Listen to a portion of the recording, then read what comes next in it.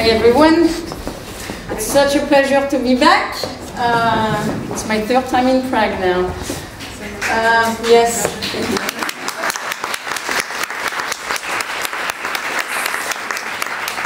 Sadly, the last time and this time are very short. Just a few hours passing by. I wish I had more time to stay, but I have to keep moving. Anyways, I believe some of you were at my last speech, so I was asked to basically present about what happened, what's new since I last came to Prague, since June. So in June when I came, I was doing a speaking tour throughout lots of different countries.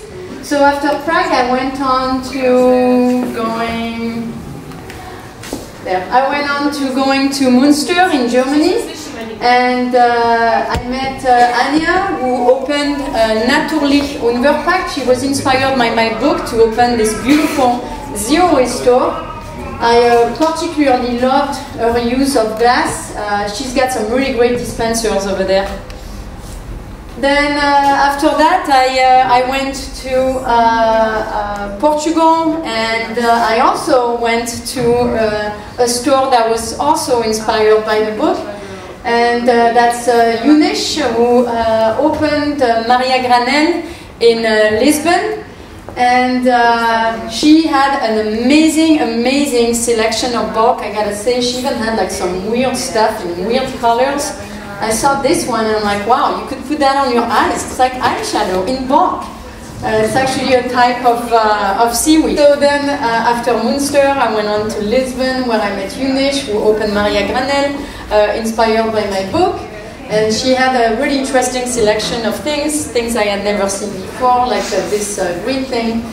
And then, like I was saying earlier, there was, because she found out I was coming to Portugal, she really wanted to get the book translated to Portuguese.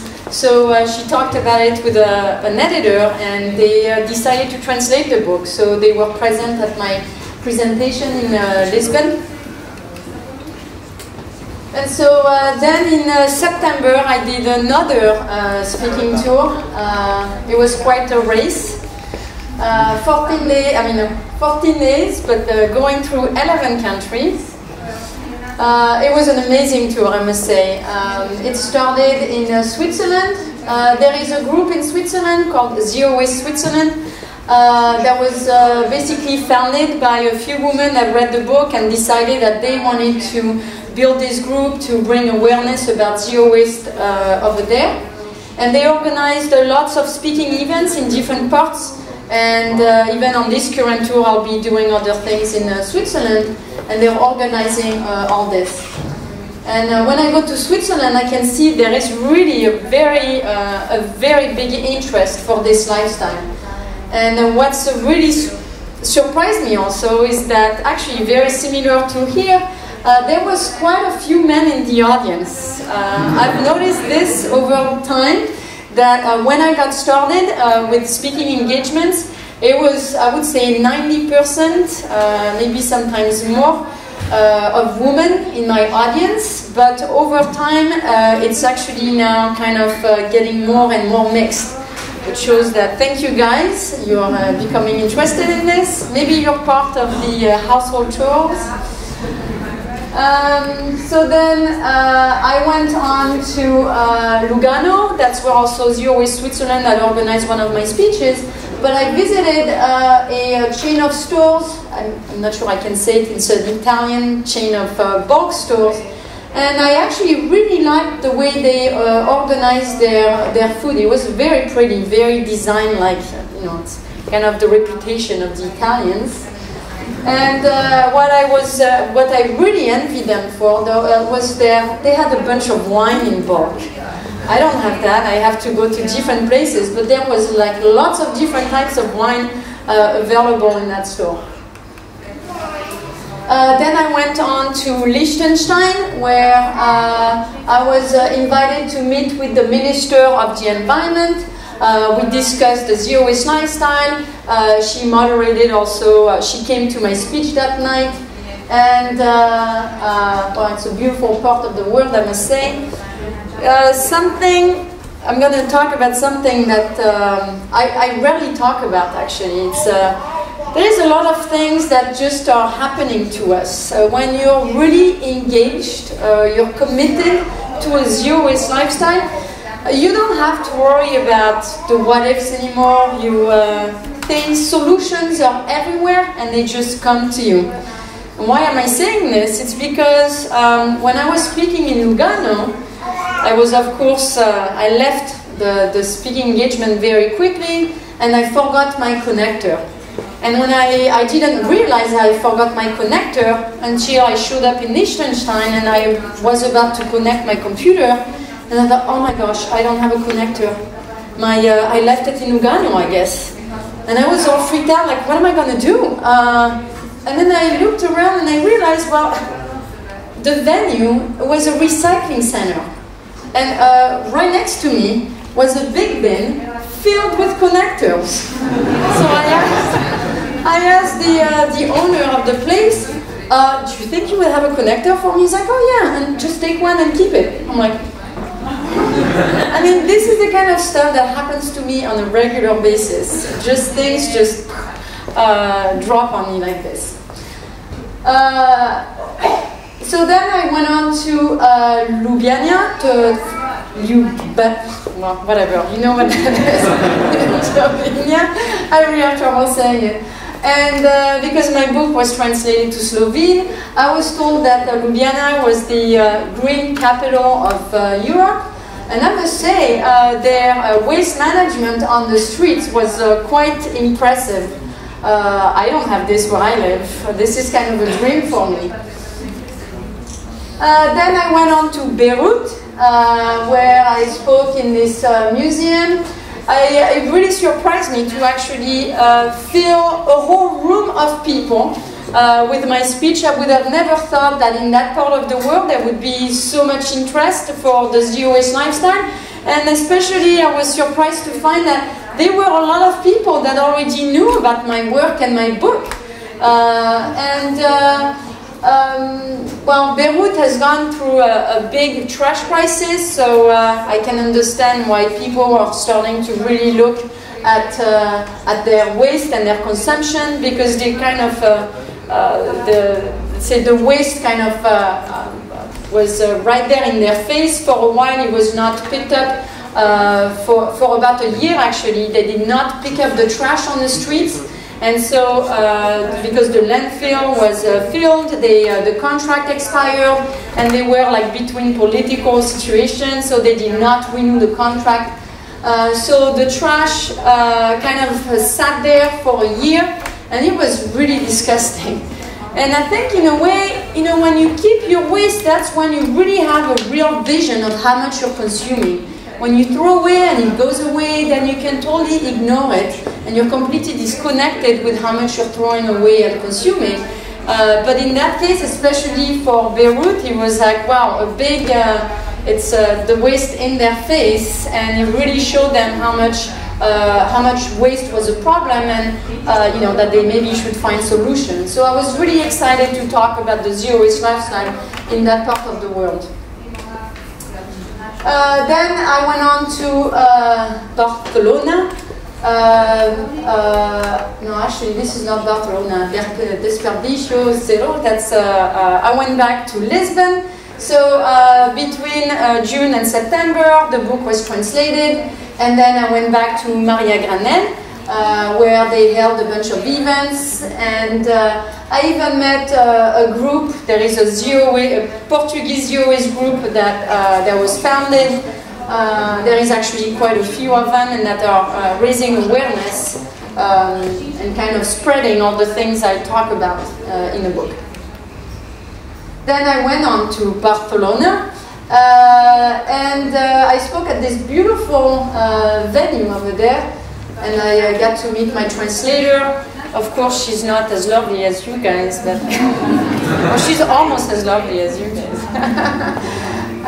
She's a really sweet girl, actually. She, if she decided to translate the book, it's after watching my Google talk on YouTube with her husband, all of a sudden she thought, oh my gosh, that's what we should be doing. And I want to translate this book to make it available to my people in my country. So in that case, she translated a whole chapter, and then she went around trying to find an editor, and then found one, and so then the book came out first in Catalan, and it's coming out in Spanish, I believe this month or the next. And what I loved also in Barcelona is they have these wall kind of compost bins in the street. I showed you Biana earlier, which have like an underground type waste management, but in Barcelona they actually have, they're in the wall. So it's kind of nice, it's really flat, it's kind of, you know, it really blends in, it's not right there in your face. Then I went on to the European Parliament. You can see I have a big smile on my face because it was really a big honor. And the room was filled. Yes, I even mentioned my toilet paper, you know, my trying moss in lieu of toilet paper. Yes, I even talked about that story over there. I made my husband proud. But they were super, super receptive. And at one point someone asked me, well, someone asked me a political question, and I always like to stay away from those questions because I really believe that zero waste is not, it's not a political party. You don't have to belong to the Green Party in order to live a zero waste lifestyle. Zero waste today is a necessity, and it's up to everyone to adopt it, no matter what political party they believe in. So it's really open to anyone. And then at the European Parliament, in the building, they had a little cafe that was actually quite impressive. Usually when I travel through Europe, I'm a little bit frustrated at the fact that if I want tea or coffee, they are always little, or the sugar is wrapped, or they are little sugar packets.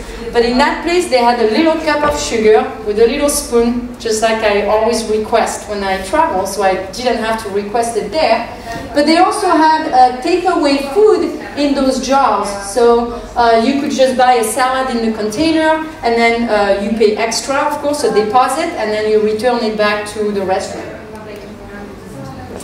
Then I went on to Lithuania, and I traveled in Lithuania this summer, and I met some people there. They wanted to bring me back for the 13th Baltic Waste Management Conference or Forum.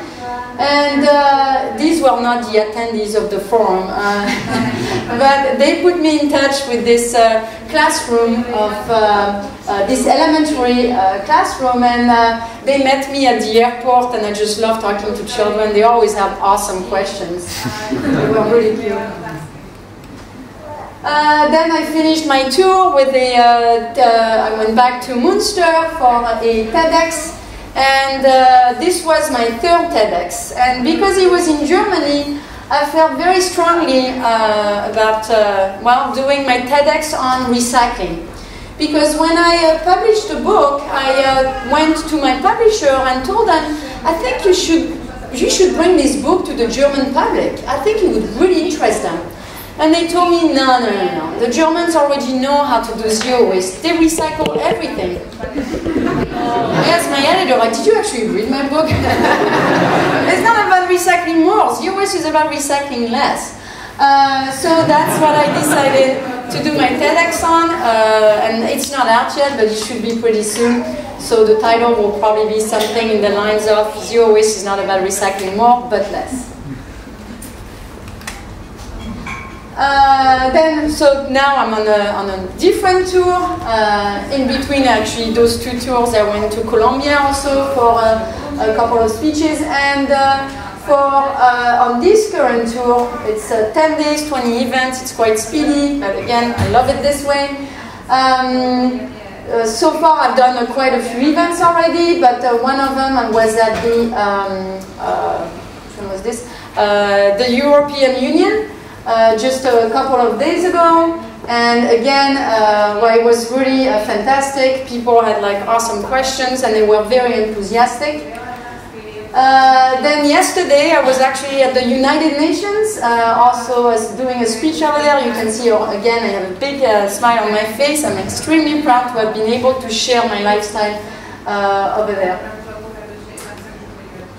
And then last night I was in Munich, and in Munich I visited the store owner, which is again a store that was inspired by my book. This couple actually did a fantastic job, very much kind of like what you guys have done in Bezobalou, to try to have the least plastic possible in your store, and that's very special. And you might think that these here are plastic, but they're not. Carlo, the owner, has actually come up with this design of containers, and so these cylinders are made out of glass. Actually, I think I have a better picture here. So the cylinders are made out of glass, and then the metal, this is metal right here, not plastic, and then he's got a little wooden handle, and even at the top, he's got a little piece of wood, and there is like a gasket to keep it hermetic. And I think it's really, it was really amazing. I would have never thought that these were actually made out of glass, and they've really tried to have the least amount of glass in their store. I think I'm going to be able to put them in touch with a lot of store owners to get his design spread. I think it's a fantastic idea. Here are more examples of what they have in their store. So as you can see, a lot of metal containers, and then they even had a peanut butter machine made out of metal and wood. I think it's just fantastic. I've never seen one of those. And let me tell you, I've seen a lot of bulk stores, but this one was very special. Even had a little bit Carlo came up with all this. So he had like these metal containers and this little table stand. Very good ideas. I've noticed also that over time, while the spreading of the term zero waste is, I should say the term zero waste is really spreading, kind of like the plague, which is great. But sometimes it's spreading in a way that I'm not very happy about. There is a lot of blogs that have emerged from mine, but I see that a lot of bloggers, when they start out, they kind of make the same mistake that I did when I got started, which is to throw themselves into a little bit too much of homemaking. When I started, at one point I was making my own bread, my own cheese, my own butter, my own soy milk. And then I realized that there was no way I was going to be able to stick to a zero-waste lifestyle if I made all these things. And I went on vacation at my mom's house one summer, and she lived a normal life, and then it just hit me that I was doing way too much at home, homemaking, and there was no way I was going to be able to stick to the zero-waste lifestyle making all these things. So eventually, instead of making my bread, for example, I decided to buy it in a pillowcase from the baker. Instead of making my own cheese, I decided, well, maybe I can just bring my own jar to the cheese counter. And little by little, I found zero-waste alternatives that don't take any time and simplify life. But I have seen over time these blogs are talking a lot about homemaking, and in a way they're kind of confusing the public. A lot of people now associate zero waste with homemaking, and they think that in order to live a zero waste lifestyle, you have to homemake or make a ton of things. This is not the case for us at all. The only thing I make are my few cosmetics, and I've simply learned to make do with what's available to me. So I've noticed that you have people, for example, showing how to make homemade cleaners, homemade window cleaner, floor cleaner, toilet cleaner. But what's the point of making all these things if you can replace them all with just white vinegar? Again, simplicity is key in adopting a zero-waste lifestyle. And in this case, if I took a snapshot of this, there is a lot of people that are talking about doing their own toothpaste. And there is a popular recipe out there that calls for 3 ingredients. If you can source the first 2 in bulk, you're lucky, but generally the third one, which is the essential oil, it's generally packaged. And so now it's created this whole kind of misunderstanding, again, that in order to live a zero-waste lifestyle, you need to homemake. And so you have this woman that's telling us on social media, I'm making my own toothpaste, I'm living a zero, and she tags me on it. I don't want to be tagged in this. She said, look, I'm making my own zero-waste toothpaste. Did you count how many ingredients she's using? 8 ingredients, and they're all packaged. That doesn't make any sense to me, because you can simply brush your teeth with just baking soda purchased in bulk. It's living simply comes first and foremost. The app also, the bulk finder, is becoming more and more popular. A lot of people have entered tons of locations. Last time I checked, there were 31 countries represented. There's probably more now, I haven't checked in a while. The bulk stores are, of course, popping up again all over the world. I get emails on a regular basis. For example, Olivier and Eslin that opened Chez Mamie in Sion, which is in Switzerland. Again, they were inspired by the book to create this beautiful store. They have a lot of greenery in there, and I really like those containers. And they even had white vinegar in bulk, which is not accessible to me, so I thought that was interesting. But they're doing so well, and there is so much interest for bulk in Switzerland now that they are franchising their store. So on this tour, I will be going to 2 of their other stores, and they are even opening a 3rd one in Zurich. Actually, what happened is that I gave a speech in Zurich in June, and as in most of my speeches, there is always someone that raises their hand and says, well, excuse me, but if everyone lived a zero-waste lifestyle, I mean, what kind of economy do you think we'd have? And those same people usually also tell me, well, and I can do zero-waste because I don't have bulk near me. Well, I think you're just telling me that there is an economic opportunity right there. So in Zurich, this guy said, well, you know, I don't think there is even interest for bulk. And I said, well, just go ahead. Like, you know, you can open a store. He said, I don't know. I'm like, would anyone here, buy from that store? Everyone, of course, raised their hand. So today he's opening one of those franchises in Zurich. So I probably will be going to the inauguration in March. And then just last month I spoke in Montreal, and in Quebec the zero waste lifestyle is growing extremely rapidly. I found out that the book has inspired the opening of 8 bulk stores in Montreal alone, just in Montreal. It's really crazy how quickly it's growing. So there is this couple that opened one store, and then these 4 girls that came to one of my speeches, and that night they decided, and that was like 2 or 3 years ago that I gave that speech, and that night they, I think we went out to coffee and we talked, and they decided we're opening a store. So I went, they had the opening when I was visiting there last month. And then when I was visiting, I also found out that there is a couple of girls that are that have created a whole line of reusables, bread cloth bags, and then I met this couple that's been inspired now to open a store in Ottawa, and so a different city in Quebec. Sorry, it's not Quebec, Ontario. They'd be mad at me if they heard that. So the book, well, the translations are coming out. I'm really proud. So today it's 12 translations, and I found out just 2 days ago that it's going to be translated in Italian. I am really, really excited. I've been waiting for this.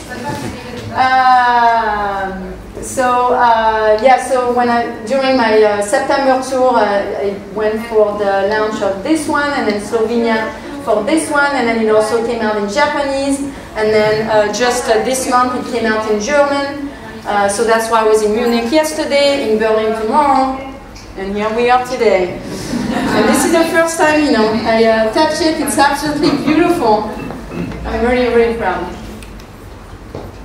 There you go. So I hope it kind of gave you an image of, or an idea of what I've been up to and how the movement is growing. I think I should also show you, well, jar of waste, because this is different from the one I had in June, because, you know, if you remember, but we always close our jar in October, because a magazine once in October 2010 took our waste to take pictures in a studio, and I told them, oh, make sure to bring it back, but they threw it out. So I had to start over, and I was in a month of October. So that's why every year we close our jar in October. And I think when I was here last time, I told you I expected it to be much bigger. I really thought this year was going to be twice as big, actually. Why? Because at the beginning of the year, our measuring tape broke. And that measuring tape was made, of course, all out of metal. And when it broke, we were able to take it apart and recycle the metal part. But there was a part inside the mechanism with the spring and all that I could not take apart. So we had a big measuring tape, so it took like this much space in the jar. I was really bummed out. So when I closed my jar in October, you know, it was a bigger one. And then I started doing a tally of it, picturing it like I do every year on my blog. I show what are the waste items in our jar. And as I was doing this, my son came home from school and he looked at the measuring tape thing and he's like, what's that? I'm like, that's from the measuring tape. I'm like, I could not take it apart. I really tried with a hammer and all that. And he was like, this? I'm like, yeah. He's like, he threw it on the ground and the whole thing came apart. I'm like, dang, that was that easy? I should have asked you like, you know, a year ago. And I really wish I had taken a picture because, you know, as you can imagine, with the spring inside, the whole thing exploded. It was amazing. But here we go. So this is our waste from October 2015 to October 2016. And what's in here? Well, are basically, again, all the things we could not apply to the 5 rules within the last year. There is still, I don't know if you remember, I don't know if I mentioned it last time, but last year and the past few years, we've had a greeting card from some friends that is always printed on photo paper. They're not really friends, actually, they're just people we used to know. They keep sending us their greeting card on photo paper. They didn't have a return address, and for years I debated whether I should, because I found him on Twitter, but he does not follow me, so I could not send him. I mean, can't believe he doesn't follow me. So I could not send him a personal message, so I had, you know, I debated, okay, should I really tweet to him? But it's 28,000 people that could see this. It's kind of embarrassing. But this year I decided, well, screw it. You know, I don't really know these people. They're not close to us. It doesn't matter. So I tweeted, I put his name, and I said, please don't send us a photo paper greeting card. His reply was, okay. I don't think we'll receive any. Anyways, there is also... I like to talk about this piece here, the yellow one, because you know, we're often asked if our kids are going to live a zero-waste lifestyle when they grow up. Of course, I can predict the future, I can tell whether they will or not, but what makes me feel comfortable is to know that I'm giving them the tools to do it if they choose to do it when they grow up. But of course, I also expect them to rebel like any teenager does, no matter how they're brought up. So when Max was 14, he went to the orthodontist, and you know, they've learned ever since they were little to say no to stupid little free toys because they break very quickly and then the kids cry. So I taught them, well, if you say no, then you won't cry. So Max, when he was 14, went to the orthodontist, and the orthodontist told him, oh, just go get a freebie over there in our surprise chest. So Max looked at me and was like, check this out. He went and grabbed a freebie. And it was like a little airplane, you know, those little They're styrofoam, little airplane. You have 2 pieces and you have, do you know what I'm talking about? Yes, thank you. They also make those out of wood. And Max gets in the car and he's like, do you see, Mom? I accepted the freebie. And he said that just to beg me. And then he opens it, he puts it together, and as he puts it together, of course, well, it breaks. And he's like, gosh, dang it. I'm like, I told you. I've been telling this to you your whole life. Anyway, so that piece ended up in one of our previous year's trash, or jars of trash.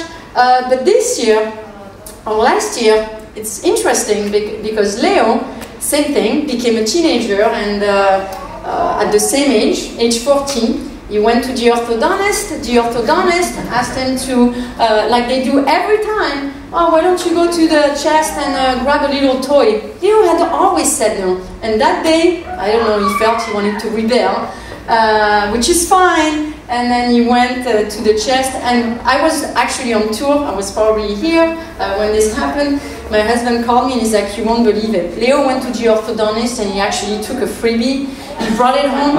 It's one of those little yellow balls that you like throw on a window that's supposed to stick.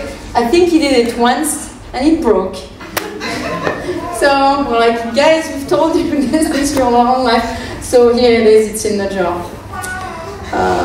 Anyways, I think, am I out of time? I don't know, who's the timekeeper? Yeah. Yes? All right. Well, thank you so much for listening.